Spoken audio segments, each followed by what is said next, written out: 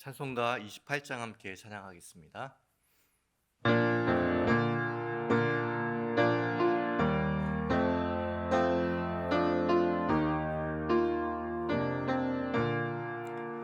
복의 근원 강림하사 찬송하게 하소서. 한량 없이 자비하심 증량할 길 없도다. 천사들의 찬송가를 내게 가르치소서.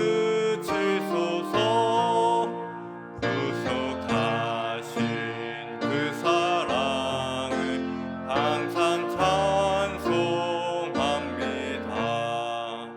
주의 크신 도움 받아 이때까지 왔으니 이와 같이 천국에도 이르기를 바라네. 하나님의 품을 떠나 죄에 빠진 우리를 예수 구원하시려고 보혈 흘려주셨네. 주의 귀한 은혜 받고 일생 빚진 자 되네. 주의 은혜 사슬 되사 나를 주께 매소서. 우리 마음은 연약하여 범죄하기 쉬우니 하나님이 받으시고 천국인을 지소서.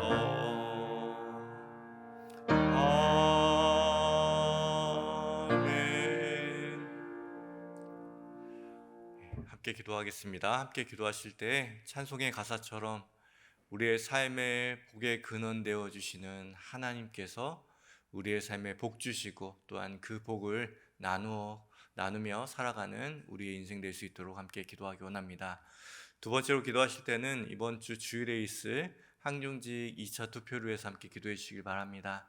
하나님께서 세우시는 귀한 일꾼들이 세워질 수 있도록, 그래서 하나님의 교회가 주님의 교회가 더욱더 든든히 서갈 수 있도록 우리 함께 기도하기 원합니다.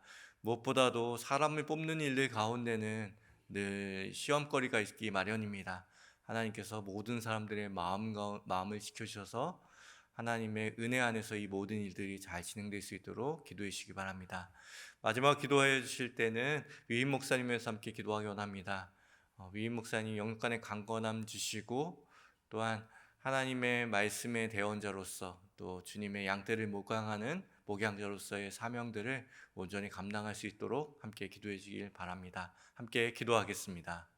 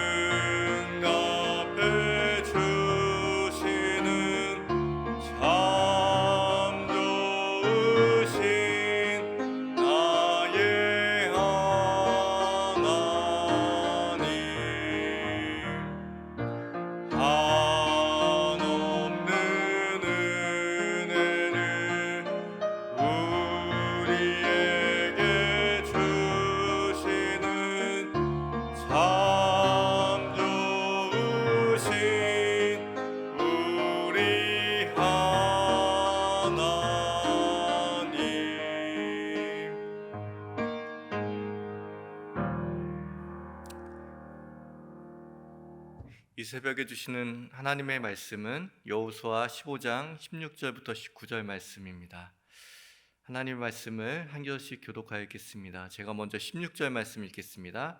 갈렙이 말하기를 길앗세벨을 쳐서 그것을 점령하는 자에게는 내가 내 딸 악사를 아내로 주리라 하였더니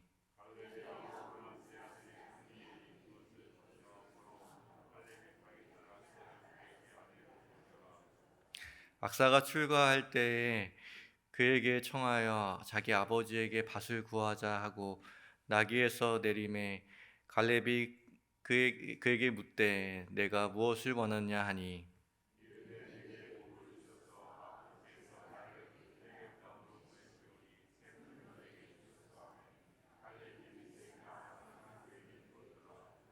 아멘. 오늘 본문은 지난주 금요일 설교와 같이 갈렙의 믿음 그리고 온니엘이 그 믿음을 전수받았다라는 설교로 많이 설교되어집니다. 하지만 오늘 본문에 등장하는 또 다른 사람 한 명이 있습니다. 그 사람은 갈렙의 딸 악사입니다. 이 악사는 여기에서 그렇게 중요하지 않은 인물처럼 보여지지만 우리가 갈렙의 시선에서 또 온니엘의 시선에서 본문을 볼 뿐만 아니라 좀 숨겨져 있는 사람 그리고 무언가 사연이 있는 그 사람의 입장에서 본문을 바라볼 때에 또 다른 우리에게 주시는 은혜가 있을 거라고 생각이 듭니다. 오늘은 본문을 좀 악사의 입장에서 악사의 시선에서 함께 바라보면서 하나님의 은혜를 좀 나누고 싶습니다. 첫 번째, 악사는 종이 아닌 자녀로 살아갔던 사람이다 라는 사실을 한번 기억해 보시고 마음에 새겨 보셨으면 좋겠습니다. 오늘의 본문에 등장하는 악사는 매우 수동적인 존재로 그려집니다. 본문 16절, 17절 말씀 한번 같이 읽어보겠습니다.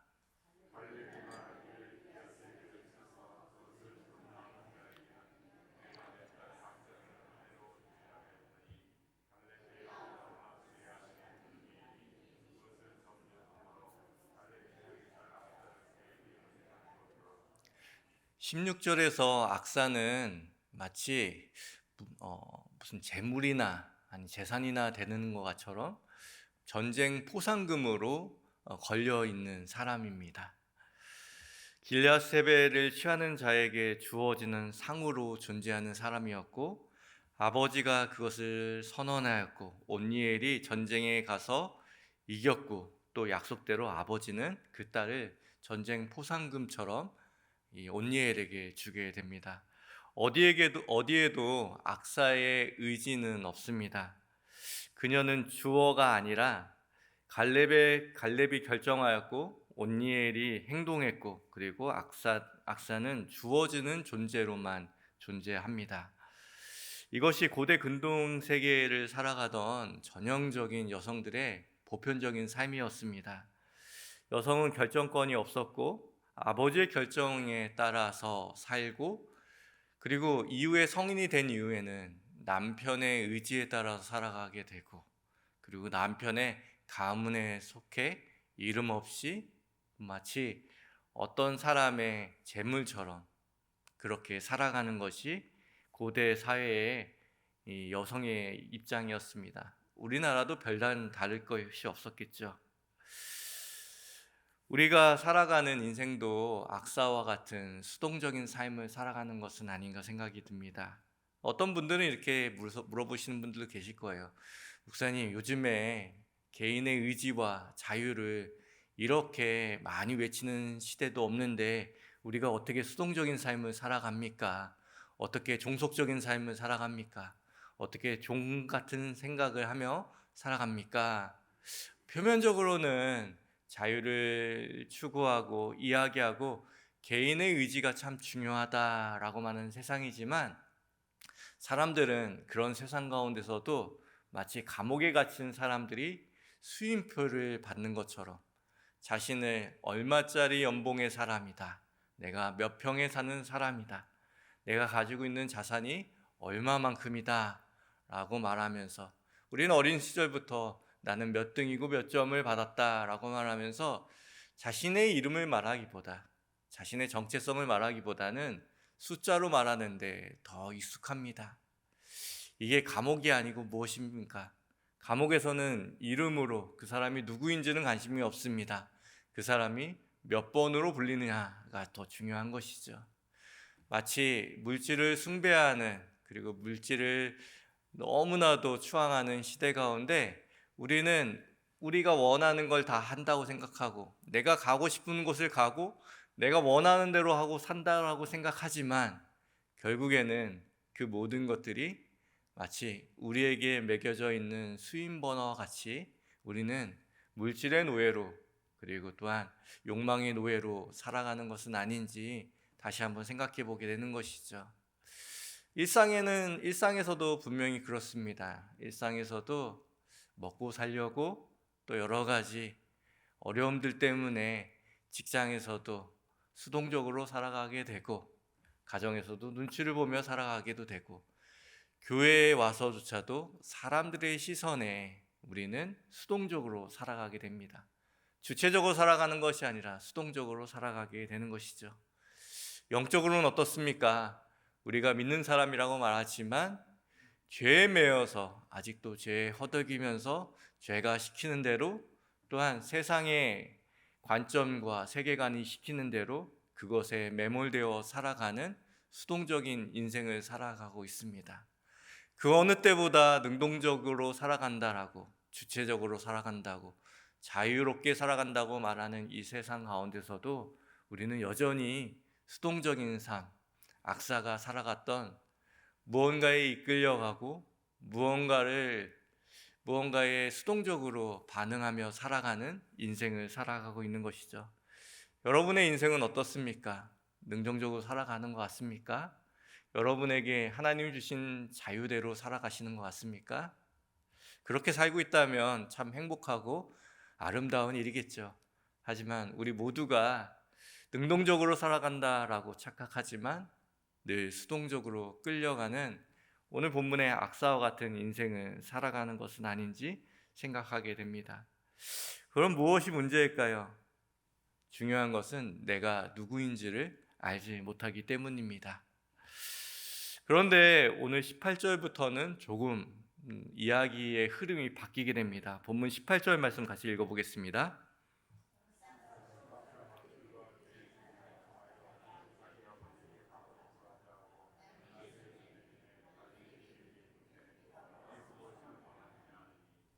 16절, 17절에는 악사를이라고 하면서 마치 그녀가 도구라도 된 것처럼 목적으로만 나옵니다. 하지만 오늘 18절 말씀에는 처음 시작할 때부터 악사가 청하였고 악사가 나귀에서 내렸다라고 이야기하고 있는 것이죠.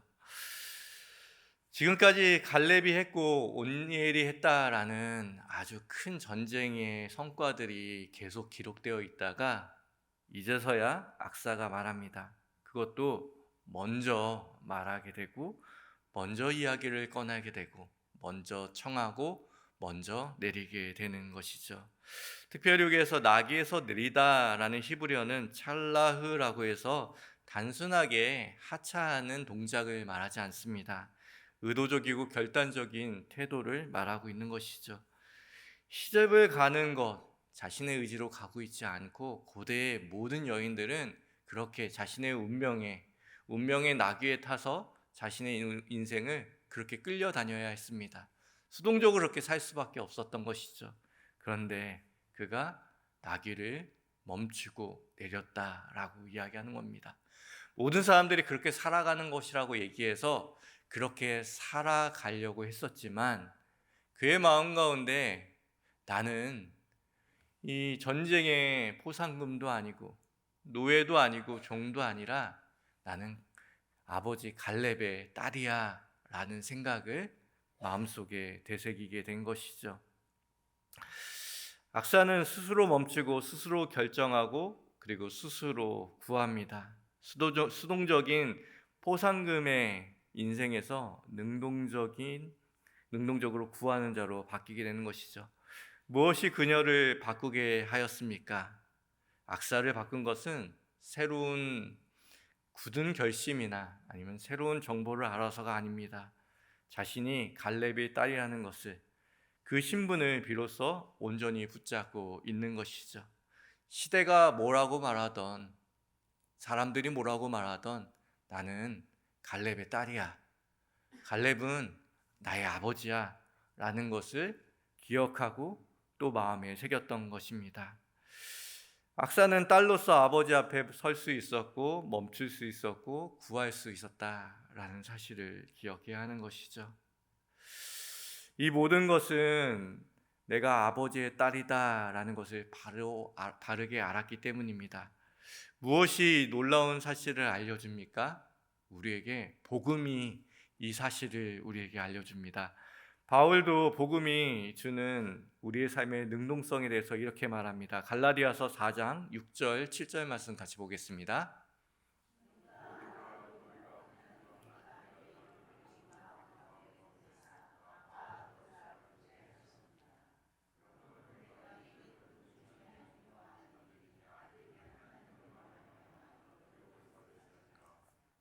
바울이 말하는 복음의 핵심 여러 가지가 있겠지만 그 핵심 중 중요한 기둥을 차지하는 것은 이제 우리는 종이 아니다, 하나님의 자녀이다.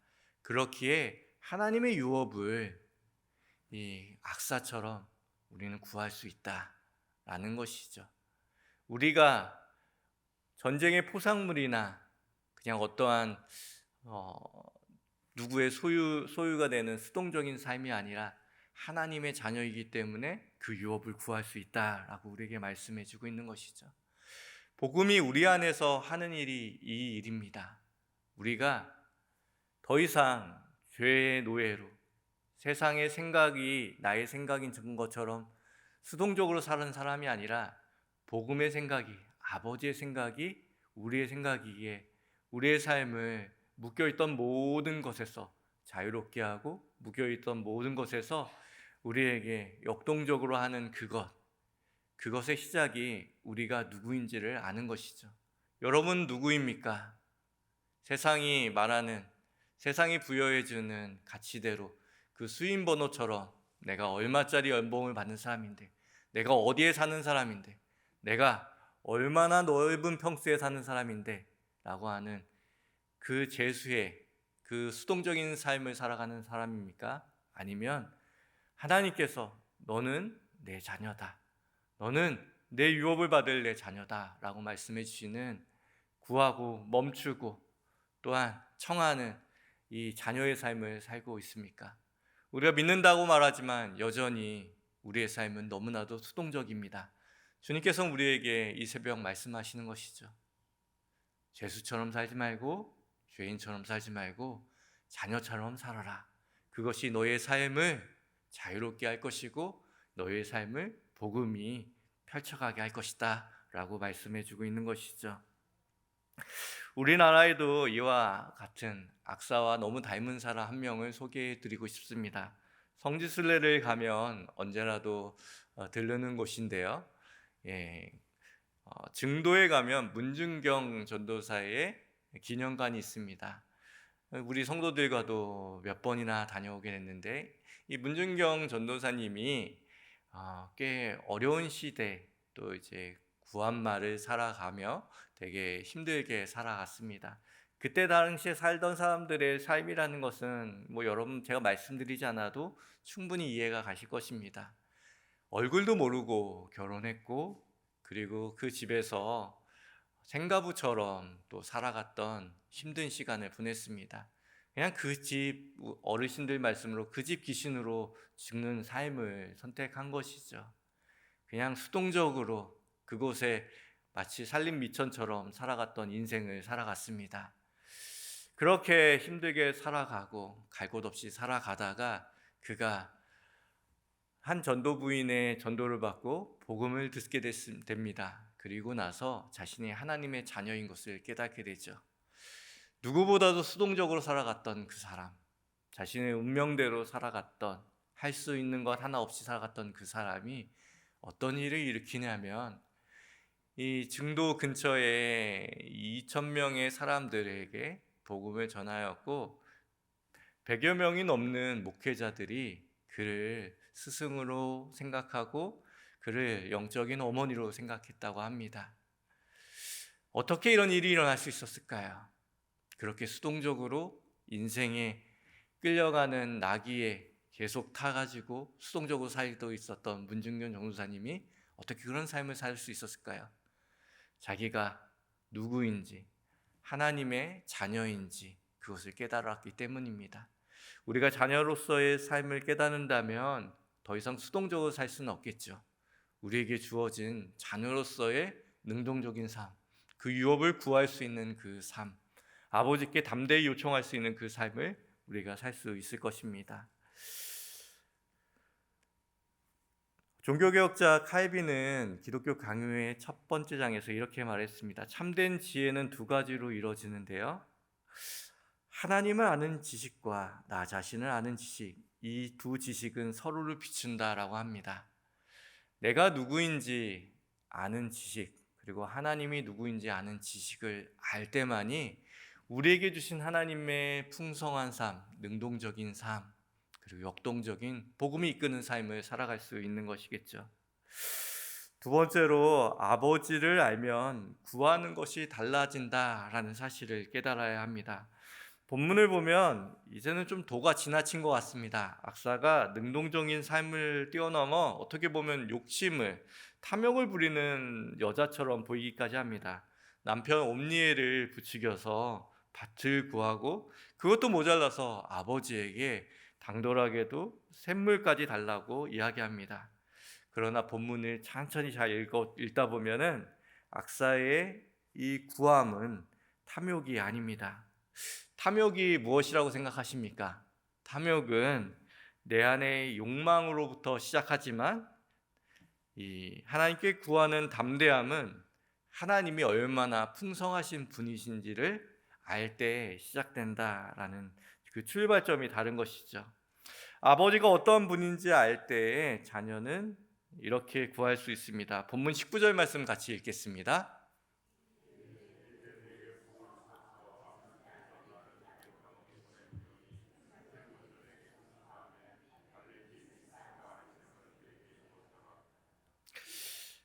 악사는 아버지가 복의 사람이라는 것을 알고 있었습니다.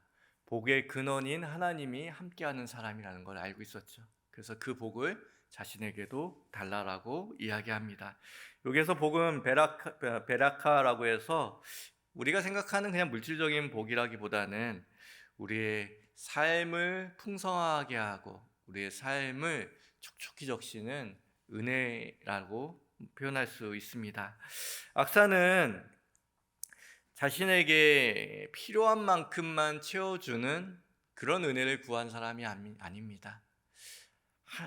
아버지 갈렙 안에 있는 하나님의 복, 그냥 물질을 달라는 것이 아니라 복을 달라고 구하고 있는 것이죠.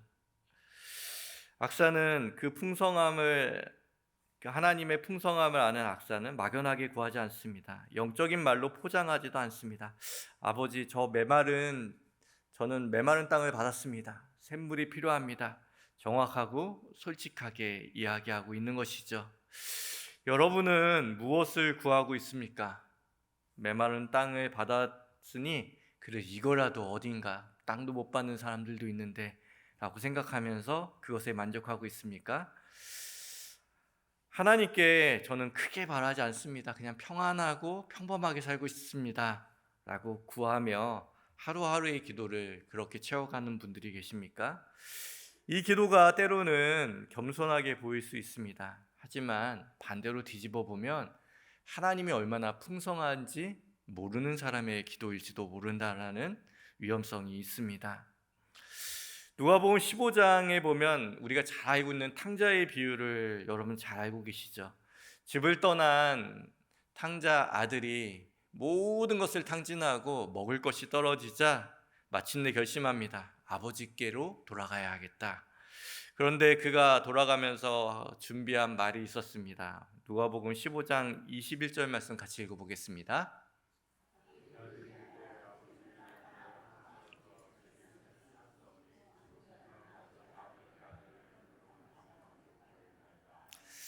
탕자가 구한 것이 무엇입니까? 자녀의 자리가 아니라 품꾼의 자리입니다.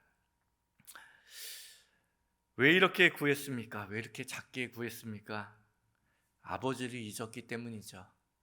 아버지가 얼마나 풍성한지 표면적으로는 알고 있지만 아버지가 얼마나 풍성한 사랑으로 그 아들을 사랑하고 있는지, 그 아들을 기다리고 있는지, 그 아들이 회복되길 원하시는지 모르기 때문입니다. 그렇기 때문에 작게 구하는 것이죠. 그냥 품꾼으로만 만족하겠다. 메마른 인생이어도 입에 풀칠만 해도 괜찮겠다라고 이야기하는 것이죠. 아직도 믿는 우리에게 이 탕자의 목소리가 메아리쳐 울립니다. 그냥 내가 이 이상 구하는 거는 내 욕심이다. 진짜 욕심일까요? 여러분에게 욕망과 그리고 물질과 번영을 추구하라고 말씀드리는 것이 아닙니다. 여러분이 기껏 구해봤자 하나님께서 보시기에는 이 땅의 것들입니다. 아주 작은 것이고 아주 사소한 것일 것입니다. 하지만 하나님께서 우리에게 원하시는 것은 그 자녀들의 풍성한 삶 그리고 영광스러운 삶입니다. 하나님의 그 풍성함과 영광스러움을 구하지 않는 대부분의 것들은 매우 작은 것이고 대부분 우리의 욕망과 연결되어 있을 가능성이 큽니다. 그렇기 때문에 조금 더 크게 구하라고 말씀드리고 있습니다. 하나님의 그 풍성함에 기대어 구하라고 말씀드리고 있습니다. 그러면 지금 구하는 것을 구하지 않고 하나님의 영광이 얼마나 크고 아름다운지, 하나님의 은혜의 풍성함이 얼마나 큰지 그것만을 구하게 될 것이기 때문입니다. 그렇기 때문에 여러분에게 아버지의 풍성함에 기대어 담대히 구해보라고 말씀드리고 있습니다. 이 땅의 것을 구하는 것이 아니라 하나님의 풍성한 은혜를 구하라고 도전하고 싶습니다. 하나님께서는 우리의 인생에 갈렙보다 더 인자하신 가장 아름답고 가장 풍성하신 아버지가 우리 하나님 아버지이십니다. 그 아버지께 담대히 구하라고 말씀하고 있는 것이죠. 히브리서 4장 16절 말씀 함께 읽어보겠습니다.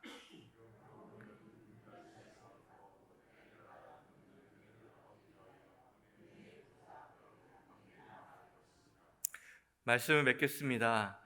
악사는 욕심맞은 여자가 아니었습니다. 아버지의 딸이라는 사실을 알았고 그가 가지고 있는 그와 함께하는 아버지가 얼마나 풍성한 분이신지를 알았던 사람입니다.